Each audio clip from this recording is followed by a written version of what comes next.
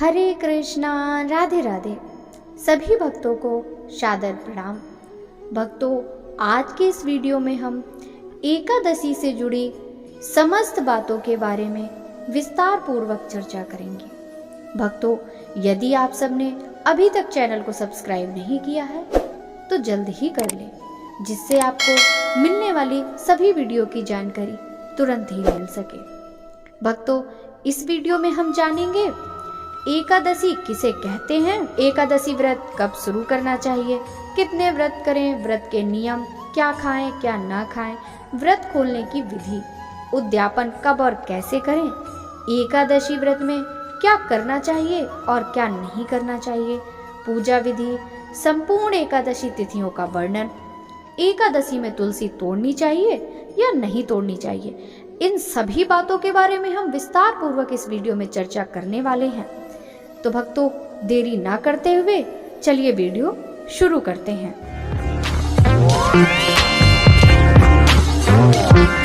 ओम नमो भगवते वासुदेवाय। भक्तों, सबसे पहले हम जानेंगे एकादशी किसे कहते हैं। हिंदू पंचांग की 11वीं तिथि को एकादशी कहते हैं। यह तिथि मास में 2 बार आती है, एक पूर्णिमा होने पर और दूसरी अमावस्या होने पर। पूर्णिमा से आगे आने वाली एकादशी को कृष्ण पक्ष की एकादशी और अमावस्या के उपरांत आने वाली एकादशी को शुक्ल पक्ष की एकादशी कहते हैं। भक्तों, अब हम जानेंगे एकादशी व्रत कब शुरू करें या एकादशी व्रत कब आरंभ करना चाहिए। आमतौर पर जब किसी को एकादशी व्रत रखना होता है तो वो किसी भी शुक्ल पक्ष की एकादशी से इस व्रत की शुरुआत कर देते हैं, लेकिन वास्तव में एकादशी व्रत की शुरुआत उत्पन्ना एकादशी से करनी चाहिए। इसी ही पहली एकादशी माना जाता है। धार्मिक कथाओं के अनुसार मार्गशीर्ष के कृष्ण पक्ष की एकादशी तिथि को भगवान विष्णु के अंश से उत्पन्न होकर देवी एकादशी ने राक्षस मुर से भगवान विष्णु के प्राण बचाए। तब भगवान विष्णु ने प्रसन्न होकर देवी को एकादशी का नाम दिया। अतः सभी भक्तों को उत्पन्ना एकादशी से ही व्रत आरंभ करना चाहिए। भक्तों, अब हम जानेंगे एकादशी के कितने व्रत करने चाहिए।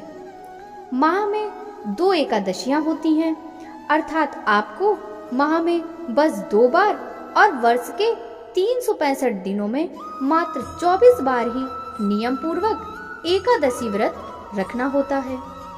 हालांकि प्रत्येक तीसरे वर्ष अधिक मास होने से 2 एकादशियां जुड़कर यह कुल 26 हो जाती हैं।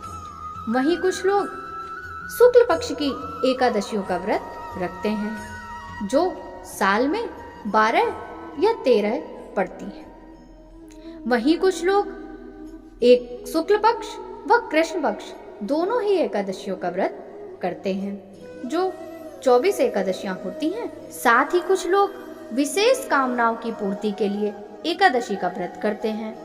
जिन्हें मोक्ष की कामना होती है वह मोक्षदा एकादशी का व्रत करते हैं। जिन्हें पुत्र की कामना होती है वह पुत्रदा एकादशी का व्रत रखते हैं। इसी तरह से कुछ लोग विशेष एकादशियों का व्रत रखते हैं। कुछ लोग साल में पड़ने वाली देव उठनी एकादशी का व्रत भी रखते हैं। ऐसा मानना है कि उस दिन देव उठते हैं तो प्रसन्न होते हैं, इसलिए एकादशी का व्रत रखते हैं। कुछ लोग उत्पन्ना एकादशी से भी व्रत रखते हैं। आप अपनी इच्छा अनुसार 5, 7, 9, 11 तथा आप जितनी भी एकादशी का व्रत करना चाहते हैं आप व्रत कर सकते हैं। भक्तों, अब हम जानेंगे एकादशी व्रत के कुछ अनिवार्य नियम के बारे में। एकादशी व्रत उपवास करने का बहुत महत्व होता है। साथ ही सभी धर्मों के नियम भी अलग अलग होते हैं। खासकर हिंदू धर्म के अनुसार एकादशी व्रत करने की इच्छा रखने वाले मनुष्य को दशमी के दिन से ही कुछ अनिवार्य नियमों का पालन करना चाहिए। दशमी के दिन मांस, लहसुन, प्याज, मसूर की दाल आदि निषेध वस्तुओं का सेवन नहीं करना चाहिए। रात्रि को पूर्ण ब्रह्मचर्य का पालन करना चाहिए तथा भोग विलास से दूर रहना चाहिए। एकादशी के दिन प्रातः लकड़ी का दातून ना करें। नींबू, जामुन या आम के पत्ते लेकर चबा लें और अंगुली से कंठ साफ कर लें। वृक्ष से पत्ता तोड़ना भी वर्जित है, अतः स्वयं गिरा हुआ पत्ता लेकर ही सेवन करें। यदि यह संभव ना हो तो पानी से 12 बार कुल्ला कर लें, फिर स्नान आदि कर मंदिर में जाकर गीता का पाठ करें या पुरोहित जी से गीता का पाठ श्रवण करें। फिर प्रभु के सामने इस प्रकार प्रण करना चाहिए कि आज मैं चोर, पाखंडी और दुराचारी मनुष्यों से बात नहीं करूंगा और ना ही किसी का दिल दुखाऊंगा। रात्रि को जागरण कर कीर्तन करूंगा। तत्पश्चात ओम नमो भगवते वासुदेवाय इस द्वादश मंत्र का जप करना चाहिए। राम, कृष्ण, नारायण आदि विष्णु के सहस्त्र नाम को कंठ का भूषण बनाएं। भगवान विष्णु का स्मरण कर प्रार्थना करें और कहें, हे त्रिलोकीनाथ, मेरी लाज आपके हाथ है, अतः मुझे इस प्रण को पूरा करने की शक्ति प्रदान करिए। यदि भूलवश किसी निंदक से बात भी कर ली तो भगवान सूर्य नारायण के दर्शन कर धूप दीप से श्री हरि की पूजा कर क्षमा मांग लेनी चाहिए। एकादशी के दिन घर में झाड़ू नहीं लगाना चाहिए, क्योंकि चींटी आदि सूक्ष्म जीवों की मृत्यु का भय रहता है। इस दिन बाल नहीं कटवाना चाहिए, न ही अधिक बोलना चाहिए। इस दिन यथाशक्ति दान करना चाहिए, किंतु स्वयं किसी का दिया हुआ अन्न आदि कदापि ग्रहण ना करें। दशमी के साथ मिली हुई एकादशी व्रत मानी जाती है। वैष्णवों को योग द्वादशी मिली हुई एकादशी का व्रत करना चाहिए। त्रयोदशी आने से पूर्व व्रत का पारण करना चाहिए। प्रत्येक वस्तु प्रभु को भोग लगाकर तथा तुलसी दल छोड़कर ग्रहण करना चाहिए। इस व्रत को करने वाला दिव्य फल प्राप्त करता है और उसके जीवन के सारे कष्ट समाप्त हो जाते हैं। भक्तों, अब हम जानेंगे एकादशी व्रत में क्या खाना चाहिए और क्या नहीं खाना चाहिए। एकादशी के दिन किसी कारणवश निराहार रहकर व्रत करना संभव ना हो तो एक बार फलाहार भोजन कर ले। एकादशी के दिन यथाशक्ति अन्न का दान अवश्य करना चाहिए। साथ ही किसी अन्य व्यक्ति का दिया हुआ अन्न ग्रहण नहीं करना चाहिए। इस दिन दूध या जल का सेवन कर सकते हैं। एकादशी व्रत में शकरकंद, कुट्टू, आलू, साबूदाना, नारियल, काली मिर्च, दूध, बादाम, अदरक, चीनी आदि पदार्थ खाने में शामिल कर सकते हैं। एकादशी का उपवास रखने वालों को दशमी के दिन से ही मांस, लहसुन, प्याज, मसूर की दाल आदि निषेध वस्तुओं का सेवन नहीं करना चाहिए। एकादशी के दिन प्रातः लकड़ी का दातून नहीं करना चाहिए। इस दिन वृक्ष से पत्ता तोड़ना भी वर्जित होता है। एकादशी के दिन व्रतधारी व्यक्ति को गाजर, सलजम, गोभी, पालक इत्यादि का सेवन नहीं करना चाहिए। एकादशी पर श्री विष्णु की पूजा में मीठा पान चढ़ाया जाता है, लेकिन इस दिन पान खाना भी वर्जित है। फलों में केला, आम, अंगूर, बादाम, पिस्ता इत्यादि अमृत फलों का सेवन करना चाहिए। सूखे मेवे जैसे बादाम, पिस्ता आदि का सेवन भी किया जा सकता है।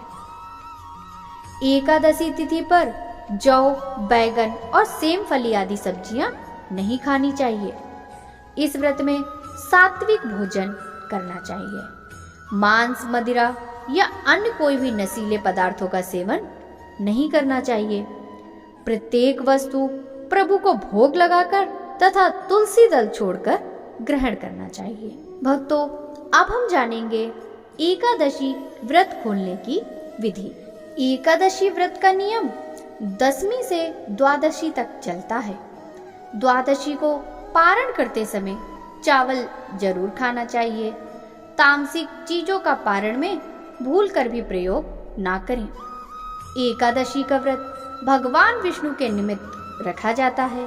हर मास में एकादशी आती है और मास के अनुसार एकादशी व्रत का महात्म्य भी बढ़ जाता है। एकादशी व्रत करने के लिए दशमी के दिन से व्रत के नियम लग जाते हैं, जो द्वादशी तक चलते हैं। दशमी से लेकर द्वादशी तक व्रत के नियमों का पालन मनुष्य नहीं करते तो इससे उन्हें व्रत का पूर्ण लाभ नहीं मिलता। ऐसे में हर किसी को यह पूर्ण लाभ नहीं मिलता। सभी को यह जानना चाहिए कि व्रत के अगले दिन पारण करते हुए क्या गलतियां ना करें। एकादशी पर नियम और संयम के साथ व्रत रखकर भगवान विष्णु की उपासना करने के बाद अगले दिन द्वादशी तिथि पर पारण में खास चीजों का ही सेवन करने का विधान। इस व्रत के पारण में कुछ विशेष चीजों का प्रयोग करने से आपको व्रत का संपूर्ण फल प्राप्त होता है और देवतागण भी प्रसन्न होते हैं। तो आइए जानते हैं क्या क्या चीजें हमें व्रत में खानी चाहिए और नहीं खानी चाहिए। भगवान विष्णु को तुलसी बेहद प्रिय है और उनकी पूजा में यदि तुलसी ना हो तो वह पूजा या भोग ग्रहण नहीं करते। इसलिए भगवान विष्णु के किसी भी व्रत में तुलसी का प्रयोग अवश्य करें। और एकादशी व्रत के पारण के लिए भी आप तुलसी पत्र को अपने मुख पर डाल सकते हैं। आंवले के पेड़ पर भगवान विष्णु का वास होता है, इसलिए आंवले का भी विशेष महत्व होता है। एकादशी व्रत का पारण आंवला खाकर करने से अखंड सौभाग्य, आरोग्य और संतान सुख की प्राप्ति होती है। एकादशी व्रत के पारण पर चावल जरूर खाना चाहिए। एकादशी व्रत के दिन चावल खाना मना होता है, लेकिन द्वादशी के दिन चावल खाना उत्तम माना जाता है कि इस दिन चावल खाने से प्राणी रेंगने वाली जीव की योनि में जन्म पाता है। लेकिन द्वादशी को चावल खाकर व्रत का पारण करने से इस योनि से भी मुक्ति मिल जाती है। सेम की सब्जी को कफ और पित्त नाशक माना गया है और व्रत के पारण के लिहाज से भी यह उत्तम माना गया है। ऐसे में सेम धार्मिक और स्वास्थ्य के हिसाब से बेहद पारण भोज माना गया है। व्रत पारण में जो भी भोजन पकाया जाता है उसमें घी का प्रयोग करना चाहिए। गाय के शुद्ध घी से ही व्रत के पारण का भोजन बनना चाहिए। घी को सबसे शुद्ध पदार्थ माना गया है और ये सेहत के लिए भी अच्छा होता है। भक्तों, हम जानेंगे व्रत पारण में किन चीजों का प्रयोग नहीं करना चाहिए। मूली, बैगन, साग, मसूर दाल, लहसुन, प्याज आदि का पारण में प्रयोग निषिद्ध है। बैगन पित्त दोष को बढ़ाता है और उत्तेजना वर्धक होता है, तो वहीं मसूर की दाल को अशुद्ध माना गया है। मूली की तासीर ठंडी होती है, इसलिए यह व्रत के ठीक बाद सेहत के लिए सही नहीं होती। लहसुन प्याज तामसिक भोजन होता है, इसलिए इसका प्रयोग भी वर्जित है। माना जाता है इसे खाने से उत्तेजना, क्रोध, हिंसा और अशांति की भावना मन में आती है। व्रत पारण में भगवान श्री हरि को प्रिय लगने वाली तुलसी, आंवला या सात्विक भोजन करके व्रत पारण करना चाहिए। भक्तों, हम जानेंगे एकादशी व्रत उद्यापन कब और कैसे करना चाहिए। सनातन धर्म में एकादशी के व्रत का काफी महत्व है। इसका उद्यापन देवताओं के प्रबोध समय में ही एकादशी व्रत का उद्यापन करना चाहिए। विशेषकर मार्गशीर्ष के महीने में माघ माह में यह भीम तिथि माघ शुक्ल एकादशी के दिन ही व्रत का उद्यापन करना चाहिए। चातुर्मास में उद्यापन नहीं करना चाहिए। जब आपकी 24 एकादशियां पूर्ण हो जाती हैं, तब आप इसका उद्यापन कर सकते हैं। एकादशी उद्यापन में श्री विष्णु जी का चित्र अथवा मूर्ति होनी चाहिए। पुष्पमाला, नारियल, सुपारी, आंवला, बेर, अन्य ऋतुफल, धूप, घी, पंचामृत बनाने के लिए कच्चा दूध, दही, घी, शहद और शक्कर चाहिए। चावल, तुलसी, गोबर, केले का पेड़, मिठाइयाँ इत्यादि भी होनी चाहिए। एकादशी व्रत के दिन ब्राह्मणों को भोजन करवाना चाहिए। पूजन कितना भी बड़ा या छोटा हो, सभी व्रतियों को श्रद्धा के साथ इसे करना चाहिए। एकादशी व्रत का उद्यापन किसी योग आचार्य के मार्गदर्शन में करना चाहिए। उद्यापन में 12 माह की एकादशियों के निमित्त 12 ब्राह्मणों को पत्नी सहित निमंत्रित किया जाता है। उद्यापन पूजा में तांबे के कलश में चावल भरकर रखें। अष्टदल कमल बनाकर भगवान विष्णु और लक्ष्मी का षोडशोपचार पूजन किया जाता है। पूजन के बाद हवन होता है। सभी ब्राह्मणों को फलाहारी भोजन करवाकर वस्त्रदान आदि दिया जाता है। किसी भी व्रत की पूर्णता तभी मानी जाती है जब विधि विधान से उसका उद्यापन किया जाए।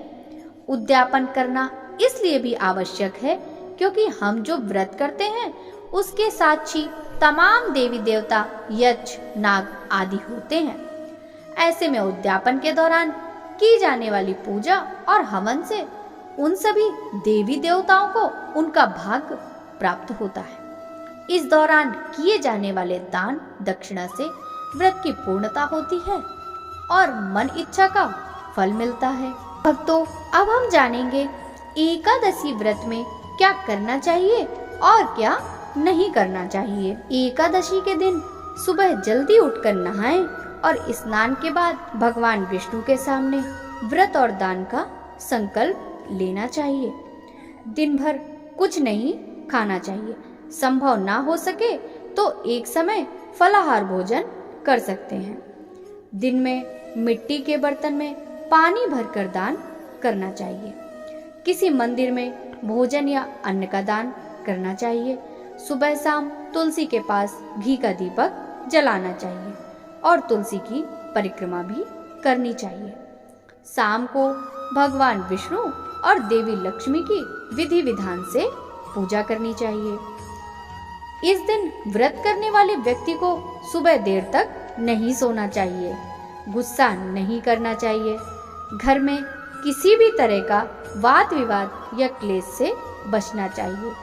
लहसुन, प्याज और अन्य तरह की तामसिक चीजों से बचना चाहिए। किसी भी तरह का नशा नहीं करना चाहिए और ब्रह्मचर्य का पालन करना चाहिए। ईमानदारी से काम करना चाहिए और गलत कामों से बचना चाहिए। अब हम जानेंगे एकादशी व्रत की पूजा विधि के बारे में। एकादशी के दिन ब्रह्म बेला में भगवान को पुष्प, जल, धूप, दीप, अक्षत से पूजन करना चाहिए। इस व्रत में केवल फलों का ही भोग लगाया जाता है। इस व्रत में दान करने से कई लाख गुना वृद्धि फल की प्राप्ति होती है। एकादशी पर धूप, दीप, नैवेद्य आदि 16 सामग्री से भगवान श्री कृष्ण का पूजन तथा रात में दीप दान करना चाहिए। प्रातः जल्दी उठकर स्नान आदि से निवृत्त हो जाएं। घर के मंदिर में दीप प्रज्वलित करें। भगवान विष्णु का गंगा जल से अभिषेक करें। भगवान विष्णु को पुष्प और तुलसी दल अर्पित करें। अगर संभव हो तो इस दिन व्रत भी अवश्य रखें। भगवान की आरती करें। भगवान को भोग लगाएं। इस बात का विशेष ध्यान रखें कि भगवान को सिर्फ सात्विक चीजों का भोग लगाया जाता है। भगवान विष्णु के भोग में तुलसी को अवश्य शामिल करें। ऐसा माना जाता है कि बिना तुलसी के भगवान विष्णु भोग ग्रहण नहीं करते। इस पावन दिन पर भगवान विष्णु के साथ माता लक्ष्मी का पूजन करना चाहिए। इस दिन भगवान विष्णु का अधिक से अधिक ध्यान करना चाहिए। भक्तों, अब हम जानेंगे संपूर्ण एकादशी तिथियों का वर्णन। चैत्र माह में कामदा और पाप मोचनी एकादशी आती है। कामदा से राक्षस आदि की योनि से छुटकारा मिलता है और यह सर्व कार्य सिद्धि करती है। तो पाप मोचनी एकादशी व्रत से पाप का नाश होता है और संकटों से मुक्ति मिलती है।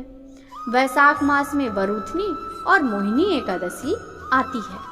वरूथनी सौभाग्य देने वाली, सब पापों को नष्ट करने तथा मोक्ष देने वाली है।